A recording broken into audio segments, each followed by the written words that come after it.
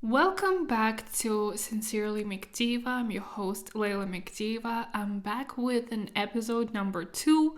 It's been a few months since I launched my podcast, and after that, I kind of stopped creating any new episodes. And the reason for that is my poor time management skills. I gotta be honest. I have so much on my plate, and I feel like I would be able to withstand it all if I had better time management skills, if I would be more, I guess, stricter with myself and my time and more disciplined. But I am the way that I am. I'm still working on myself and my skills in all areas. So without further ado, we'll just dive into today's topic without any, excuses. I really hope that this episode will launch sooner than the last one. It took me months to, first of all, film the first one, record the first one, then to edit it. And then I was not sure if I'm even up for it, if I am even good for it. And then I launched it, and then I just stopped recording any new episodes. So I apologize for that. I tried to recreate the first episode's set and vibe, but it is summertime almost. At least this is how I feel with windows closed, so you guys won't hear crazy kids outside yelling and screaming from joy. And also, I put on the pink light behind me, but I think because of the sun, you really cannot see it. And maybe I should have waited to film it a bit later, but I'm a married woman and I film from my living room. And, in a few hours, my husband will come, and to film with my husband at home is really not the vibe. I really need my own space, the peace, the silence. So I apologize if you can still hear the kids outside, because I literally can just hear this baby screaming. But we'll do it nonetheless. So today's episode, I actually have like 3 topics I really want to talk about. So I'm just sitting right now and I'm like, which one should it be? And I guess let's start with mental health. So I have been very open about my mental health struggles. Recently, I uploaded a story where I was showing my true face, literally crying because my psychiatrist failed to give me my prescription, to renew my prescription for my antidepressants, and for you to understand the degree of this, and that wasn't just dramatization of events, is for a year I've been taking this medicine. It's called Elitsea in Europe, and I know in the US it's called Axapro. Wait, I actually don't know exactly, but we have different names for it basically. In Europe we call it Elitsea, and in the US I think you guys call it Axel Pro or Alex Pro. No, Axel Pro. Yeah, maybe I should double check that information before I say anything more. But basically, my antidepressants were prescribed because of my anxiety disorder. And when she did not give me my new prescription, because she only works on Thursdays and Tuesdays, which I didn't know, so I texted her on Thursday and I waited, and on Monday already I was out of my pills. She was not responding. I asked someone else to give it to me, but the woman answering emails basically told me I'll have to wait for my doctor to show up. So then she did show up. She gave me a prescription, but these 2 days without my medicine, after a year of taking my medicine, it was literally living hell. And of course, I had to go somewhere. My husband's coworker invited us for dinner, so I went there without my medication. After a year of taking my medication, I felt anxious, but it was still under control. It was the first day of not taking my pills. Then the next day has come. Thank God I was staying home. I was supposed to work on my article, and I was not able to because I kept on crying. It was just I was such a mess. I was not in that state for a very long time because, as you can understand, my antidepressants were able to control my emotions and for me not to have any highs and lows. It was just always stable, something I desperately needed. And when I was without that support, basically, I just couldn't do anything. I was just so depressed, and I am sorry to say this, trigger warning, I was suicidal. I had suicidal tendencies since I was a child, and I never spoke about it publicly. So yeah, I in today's podcast, basically, I just want to open up about how I got to see my psychiatrist and to finally start taking medicine to help with my mental health, and just to give you a real and honest review on my mental health journey. So if any of these topics trigger you, I recommend you skip this podcast. But if you are one of those people who were asking me to talk about it more and to open up about my mental health journey, this video is for you. Well, actually, it's not a video, it's a podcast. See, I'm a YouTuber, not a podcaster yet. So you can tell I'm like literally doing YouTube thing. But although I am uploading this podcast on YouTube as well as on Spotify and Apple Podcasts, this is a podcast. It's its own thing. So forgive me for not leading as a podcaster. I'm still learning. I really want to be authentic. So I actually don't watch that many podcasts, don't listen to that many podcasts. I just, as I always say, like, this is a platform where my inner child gets to just do her own thing, because I was always such a talkative child and I was shamed for being such a talkative child. And I'm just, as a grown-up, I used to I got used to using my skills in order to advance them rather than hide them. So I think that's also the reason why I chose journalism, because this career is a great shell for my nosy self that loves to ask questions and just needs to know everything. So I feel like in that way, being a journalist really matched my personality. And I can just always say, no, I'm not nosy. I'm just a journalist. So anyways, okay, let's go into it. Like I said, had suicidal thoughts as a child. I remember, like, if I will be laughing about any of these things, it's not because I'm fucking crazy, but because it's so uncomfortable to talk about it that laughing about it is like the best I can do while opening up about this uncomfortable topic. But if it can help anyone, this is what I'm here for. So basically, in my childhood, I remember this one episode where I was, I didn't want to be here anymore. And I took, pills that my mom was giving me to calm me down, which is just like herbal kind of pills. Valerian, I think, something it's called. I don't know if that's even the name in English. As you guys know, I'm from Kazakhstan, so I like grew up speaking Russian. So it's like basically herbs that calm you down, and it's like in form of pills.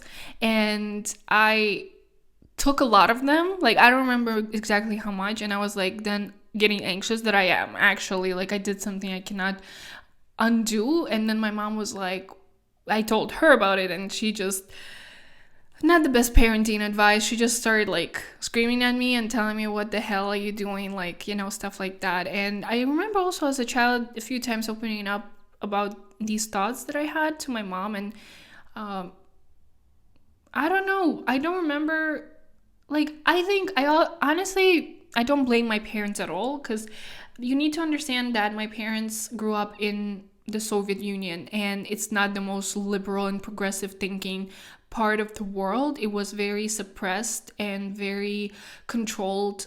People were not allowed to know things that they were not allowed to know, so information was sacred, and it was controlled, right? So I don't blame my parents for not doing better because they didn't know better. So yeah, my mom didn't do anything. She just told me like basically don't be sad, And then I don't know. I don't remember exactly, like I just know it stopped at some point, but then I became a teenager and it hit me. Not the suicidal thoughts, but honestly just like I remember always being sad and not wanting to do things, just being very, I would say, depressed, especially since I got diagnosed last year that I have social anxiety and depression.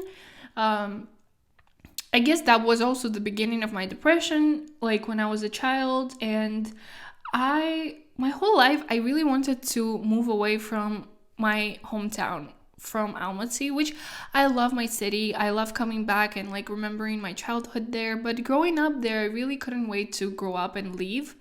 And so eventually, no, first of all, when I was a teenager, I was depressed, and I just remember I also stopped eating meat, so I was always like very weak because at the time I didn't learn that like you're supposed to kind of add other things to your diet if you are not eating meat.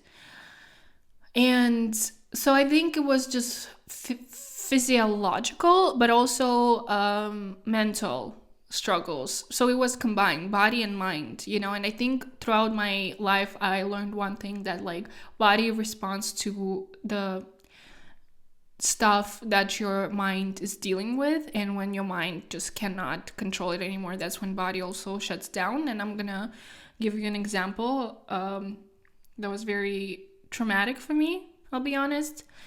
And anyways, no help was there at the time. I remember like also at the time I was always looking for help. I was asking my parents to go see a psychologist. At the time I didn't understand the difference, psychiatrist, psychologist. No, I think I already knew that psychiatrist is a doctor that prescribes medicine. I just needed someone to talk to. So I told my parents, and they were like, no, like you won't go there, because you know what they do if you go to ask for help, they'll lock you away and we'll never see you again, because like you will be crazy, And that's how I was brought up. Again, my parents growing up in the Soviet Union, this is how they were brought up. So I knew that's bullshit. Okay, I don't know if I am allowed to curse. I knew that's not how it is, but as a child, you cannot make your own decisions. You don't have your own money. You cannot just go and like find help, So I feel like, have I started getting diagnosed and like getting help, I would have gotten better much faster. I feel like it wouldn't have gotten so ugly. It wouldn't have gotten so dark. If my parents were forward-thinking Europeans, for example, where they're educated on these subjects, they understand these things, but it is what it is, and I come from where I come from, and it is part of who I am today and where I am now. So I didn't get help back then, and it was only getting worse. I remember skipping school, like last 2 years, I wasn't even showing up to school. I barely could graduate. I was showing up for classes I was genuinely interested in, which were arts, and history of arts, English language, Russian literature. I graduated, and the weird part happened is that something I don't know if a lot of people know. I went to Malaysia to study because a lot of my classmates were going there, so I just followed the crowd, which is so stupid. I actually wanted to move to Europe, and then I just last minute I was like, okay, Malaysia. So I went there, and I already paid for my first semester, and I realized I don't like it here. I didn't even start my studies. I just went there and I saw this is not the vibe. And, I don't want to like hurt anyone, because it's a beautiful country. But I think some people come to Prague, for example, and they hate it here. And I honestly, at this point, I hate Prague. Like I want to move away.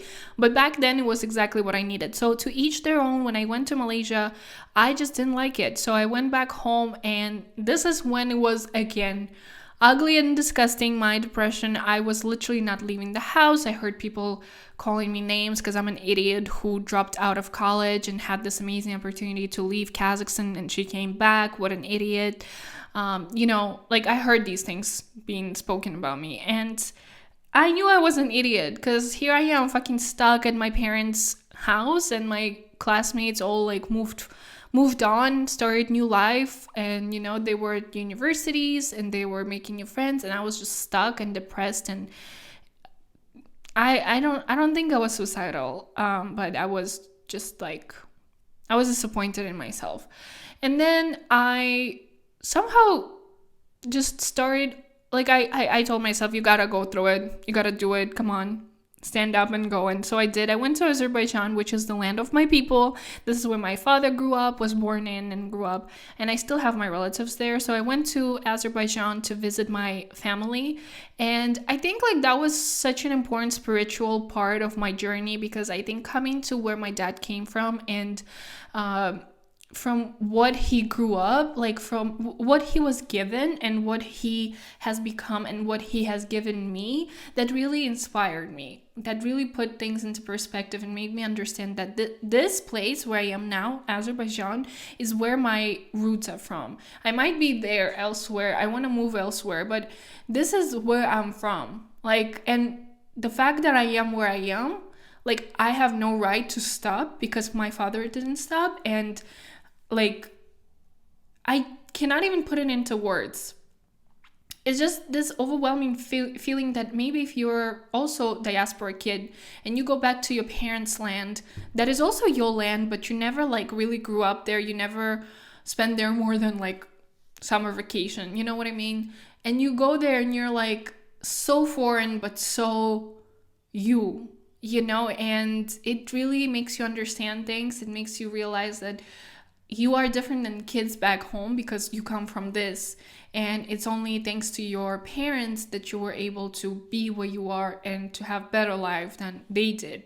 So after I came back from that trip, I got a job in a fashion magazine in Kazakhstan, and I was like, okay, you know what, I'm done feeling sorry for myself.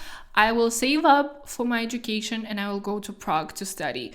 And of course I wasn't able to save up for 4 years in English speaking university, which costs money, because like education in Czech Republic is for free if you study in Czech, but I of course had to choose the expensive way. But thanks to my father's help, I was able to afford to study, which I always mention that my father invested so much in me and my profession especially, that I'm so grateful. But I think at the time my father was so against me leaving, as I already did go to Malaysia and I went back, and he was just like, no, you gotta calm down and stay here. But when I showed him that I am for real, like I don't want to stay here and I'm gonna leave sooner or later, he supported me. So I moved to Prague, and at first everything was great. I loved Prague, I was so happy. But then like 1 year in is when I started getting again depressed, and I think this time it was just homesickness combined with not belonging truly. Like, I never felt in the Czech Republic like I am part of this country, or I can potentially become part of this country, that I one day want to like get citizenship of this country. So I always felt like I'm just like visiting, long term, but visiting. And I also moved during the time when ISIS was a thing and Islamophobia, therefore. It was 2015 and people were discussing whether Europeans should let Syrian refugees. And it was so bizarre to me that here we are like discussing this when people are just fleeing war, and it was just beyond my understanding. How can you sit here and like discuss, can we let them in because they're Muslim? Me being secular Muslim was also something that made me realize I don't belong here, like I don't fit in. And there were a few instances when people would say, awful things about my religion, even though I don't practice. But it's just like, I guess for us post-Soviets, it's more about roots rather than religion itself. It's like, even during times when our our ancestors were not able to follow the religion, they were still trying to keep up with as much as they could from their religion. So it just was like always secular, at least in families that I know, in my family. And it never was something that divided people. I have and had my whole life friends of different religious backgrounds, and it never was something we discussed, and it never was something that triggers your response to who the person is. That's one thing I'm really grateful for growing up in Kazakhstan, that like no one really cared about anyone's religions. We were just like all people, mostly. Not mostly, but we were just people, okay? And that was it. And then I moved to Europe, and like I felt this like like I was different and I couldn't fit in. And that made me always feel like when I would be in public transport, people looking at me like with hatred.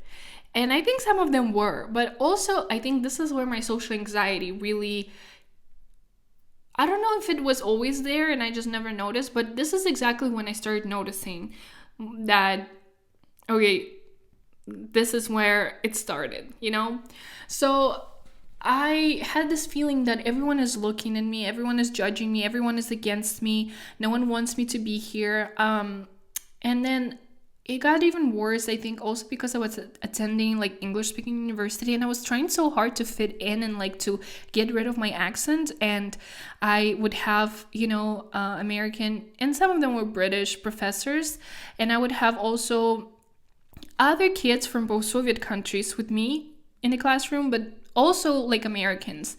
And like this understanding that taking journalism class with native speakers, it's so much easier for them, and for them to get the result that you have, it doesn't take much work, while for you it takes twice as much work. So you need to work twice as hard as a native speaker or like American to get a good result, because you had a different education back home. This is all new to you. You never studied in this language full time. So it was just a lot of adapting to this new persona that I was creating. And I think this persona is still the persona that I put on YouTube. And it's fine. Like I learned to accept it, that like in order to learn any language, I do think you need to have a certain persona, because different languages require different mindset. Okay, so I love that part. I love the part of reinventing myself and getting rid of my Russian speaking half. But I also think because of that, I was trying so hard not to be myself, that I became so anxious about like how I'm being perceived, that I was always anxious. I was just always stressed. I never was calm during that time, in terms of like I couldn't even stop thinking about what am I gonna do with my future. I was always on like becoming a journalist, becoming successful, making money, moving away. Like it was just always like all this pressure. And then I would come home and I would also feel pressure from my father specifically, that I need to become, I need to make it because he invested so much. I need to make it. And like there were other parts that like I felt so much pressure from him, like that made me feel so afraid to fail, that I just started developing panic attacks. My first panic attack, I think, it was when it was my birthday and I had a test, I think, that day. It was intercultural communications class. And I just remember how the room all of a sudden became so tiny and I couldn't breathe, and it was just like swallowing me, and I couldn't think and I couldn't breathe, and I just got, I think, C for that test. So I just gave it and left, and I didn't want to think about it. Eventually, I was able to get an A- for that class despite failing that test. So good for me, because I really loved that class. And I didn't think about it much, right? Then at some point I think this is when social anxiety became a huge topic and you could actually like see it a lot. And that's good because it made me realize that I have social anxiety. And that was back in 2017 or 2016, I think, when I self-diagnosed myself. And I can tell you that in 2022, my psychiatrist agreed with my diagnosis, and I do have social anxiety. So when I say that I thought that I had it, I did have it, but it's just that's when I was able to label it. Because the thing is, if you don't know what social anxiety is, but you first start experiencing it and then you learn that there's a name for it and you're like, oh, I have this, that's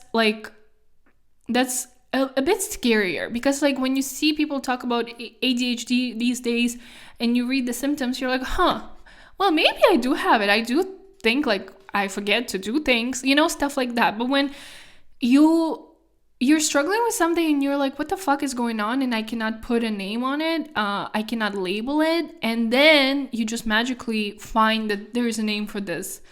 And you're not as crazy as you thought. And that really gives you some sort of comfort that you are not alone in this journey and that you can get help. Yet, I didn't get help for the next 5 years, pretty much. So uni years were really difficult for me because of this, like, experience of trying to fit in, assimilate. I felt alienated when I would go home, but I also felt like I don't belong when I would come back to Prague. So it was just a lot for, I think, a young person in my early 20s to go through. And then eventually it got really bad. 2018 is when I had a series of personal family events. So first of all, my uncle that I really was like, we all have that favorite uncle. Well, I have a few favorite uncles actually, but in my childhood, we always we first of all were born like one day apart. So my birthday is March 9 and his was March 10. And so we were also born the same, not year, but the sign of our year, like Chinese zodiac sign. So we were both Pisces and we were both pigs. So I called him Piggy. Like, I know in Russian it sounds cuter, but this is how it is in English. And he would call me Fish, Anyways, in Russian it's cuter, I promise. So, and like there were so many memories from my childhood with him, and he was always like so funny and such a great person. And I'm not gonna like go deep into it because it's his family. And anyways, he was diagnosed with one disease, and then we were looking for him. And while we were looking for him, my mom, she was so worried about his life that she had brain stroke. And then, I wasn't able to talk to my mother. My uncle was missing, and I was writing my thesis, and I was alone in Prague. It was also the time when financially my family was not doing well, and I literally had no money to live, to even eat. So I would eat. I tell my husband this, and he's like, what the hell, Leila? And I was just eating peanut butter and coffee. And that was like my food intake for a while, because it was just like bad times, sometimes they just hit and it just like bad on top of bad on top of bad. And I wasn't sharing with anyone, by the way, here in Prague. I wasn't telling anyone. I was just suffering silently.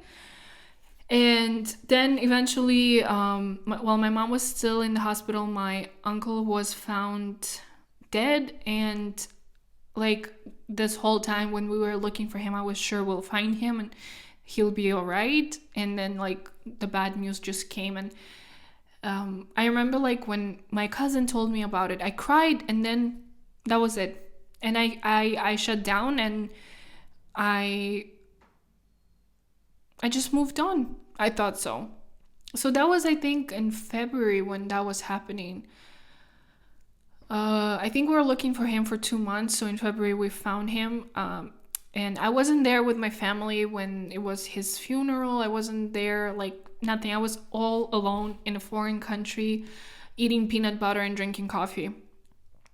And of course, it always comes back to you. You know, all the unlived feelings, traumas, all that you leave and suppress and don't let to come out will sooner or later come out in the form of diseases. And that's called psychosomatics. Whether you believe in it or not, I believe in it, and it's what happened to me. I was dealing with my thesis. It was such an awful time. Like, I literally hate my university for that experience, and eventually even got B for that stupid thesis that I like gave up so much for. I don't even know why I was like pushing myself so hard. I should have like gotten like extension and just taken more time doing it. I think I actually had no idea what I was doing, what I was like writing, what I was proving. So honestly, I was like really sad that I got a B. And just like my university professors, many of them were assholes. Okay, many of them were great, but some of them were actually assholes and like typical toxic masculinity, white male like dominance, you know. So that's why maybe I hate men today, because like I got to meet these like old white men who think they're the shit, but they're actually shitty shit. Okay, they're like they don't need any explanation. Okay, they just like stupid old men. Anyway, so and then when I was preparing for my state exams is when amazing thing happened. I told you guys that for years I was feeling like people were looking at me and I felt judged, and I don't know when exactly it started. I was afraid to eat in public, but also drinking in public became like scary to me. One day I went to prepare for my state exam to this like cafe. I got lemonade, and it was like the cafe with windows all around, so you can see people outside and they can see you. And there was this man like right in the corner where I was sitting outside. He was smoking. He was like this big fat man, and I swear to God, like he was looking at me with so much hatred. But that's again, I don't know, was he looking with hatred or was it my social anxiety? I don't know, but I felt like he was looking with hatred. And I was afraid to drink because I can't drink when people look at me. So, and then I tried to drink and I can't. Okay, I can't. And I'm like, oh my God, this huge like lemonade in this glass, I can't drink it. Time comes to an end, like they were closing. I came like about 3, it's 9. I still cannot drink anything. I asked to take it with me. I take it with me. And then, you know, in the darkness, as it's already like 9 p.m., I'm going to the metro. In the darkness, I try to drink because now no one is there and I can't. Like, I just can't. My throat is closed. And I know when I say it out loud, it sounds like I'm crazy, but that's how it was. So, and then I'm like trying, I come home and I can't. Just imagine you cannot do something that's so natural to you. I can't fucking swallow my water. I can't drink. It's like my throat just closed up. I started like Googling what the hell is wrong with me. And sooner I found that there are so many people like that. There were like forums of them sharing that, and many of them were explaining that this is psychosomatics and that this is your body's response to when you suppress emotions and you don't speak out about what's happening with you, that basically your body just like shuts down. And therefore your throat is like, okay, if you're not letting it out, I'm not letting anything in. I know it sounds crazy, but if you believe in psychosomatics, and also, how else do you explain this? So that was 2018. I graduated and I still cannot drink. It went on for a few years. Until in 2022, I went to a psychiatrist. I was in the meantime going to psychotherapists, thinking they could help me, you know, unblock myself and start drinking in public. Oh yeah, by the way, I could drink, like when it just happened, I couldn't drink even when I was alone at home. Then I remember like one night I prayed and I said, God, please, like just let me drink. I can't, I don't want to go to the doctor because, you know, it was already that bad that I don't have any fluids in my body. It was like 2 days, I think, already in. And at first it was even difficult to eat in public. Eventually, like, eating became okay, but drinking was still for years a problem. I don't know. I just felt like I cannot swallow because everyone is looking and I'll choke to death and everyone will see it. That's like, it's, if you were to ask me to summarize, this is how it feels in your head and this is how I lived. And then I went to, I think, 2 therapists. No, 3. No, 2. 2, yeah, wait. No, I went to 1 therapist. And he was, oh my God, that's another story. I need to make a podcast about like talking shit about shitty therapists. Because that first one was something. I'm telling you, like, that's just, was awful. I can't believe I paid that dude. So then I went to psychiatrist in 2022 in April, got diagnosed and started drinking Elitea. And in this 1 year, it just was so amazing because amazing things started happening. I stopped noticing people looking at me. I stopped being afraid to leave my house. I stopped being afraid to drink in public. I drank in public, maybe sometimes slower than normal people, but I drank in public. I became so brave when it comes to socializing. I'm no longer hiding away like I used to after 2018 especially. I'm no longer like always in my head and thinking about all the things that can go wrong. I'm just being normal. Like, it's so crazy. This is probably how normal people who have no mental health issues live. Like, they just wake up and, you know, I take my pill and they're just there, like, present. And so, you know, I know people have this opinion when it comes to taking pills that, like, it's weak, you're turning into a robot, like, you're, like, not yourself. And maybe it depends on the pills you're taking. And I'm not promoting taking medicine, but as you can tell, for 5 years, I wasn't able to drink in public. For 4 years, okay, like 2018 to 2022. That's not okay. That's definitely not something I could handle. So I have no shame in admitting that I asked for help and I got help that I needed. My parents asked me, will you take these pills forever? And I said, maybe.